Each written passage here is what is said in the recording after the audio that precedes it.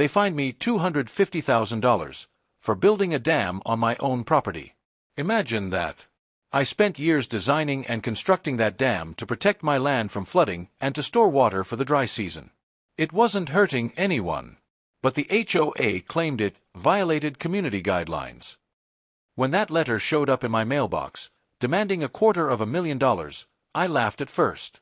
But the more I thought about it, the more I realized they weren't joking. They wanted to ruin me. The HOA board, led by a woman named Linda, strutted around like they owned the whole valley. She said my dam was an eyesore and dangerous, even though it was professionally built. The truth. She wanted control.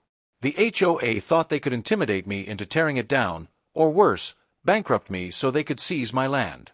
Neighbors whispered about it, but no one dared stand up to her.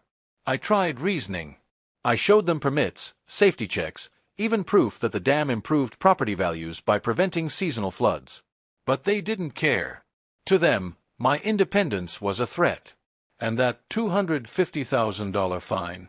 It wasn't about money, it was about breaking me. Weeks turned into months. The fines piled higher with interest. HOA lawyers sent threatening letters daily. I stopped sleeping, stopped eating. My dam stood strong, but I felt weaker by the day. Then came the final insult. Linda and the board held a community meeting where they mocked me publicly, bragging about how they'd teach me a lesson once they foreclosed on my land. That was the moment I snapped. I went home that night, sat by the dam, and made my decision. If they wanted a war, they were about to get one. On a stormy evening, I climbed to the top of my dam. The water level had risen high after weeks of rain. I stared down at the houses of the HOA board members, sitting pretty in the valley below, right where they had forced developers to build years ago. With one pull, I opened the gates. The roar was deafening.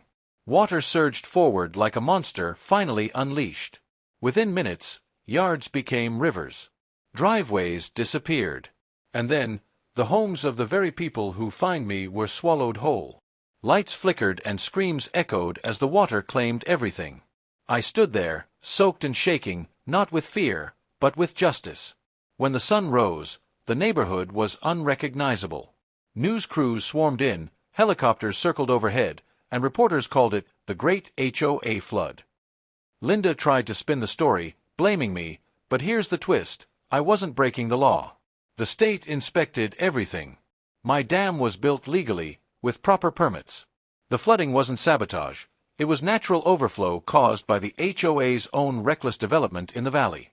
They had ignored environmental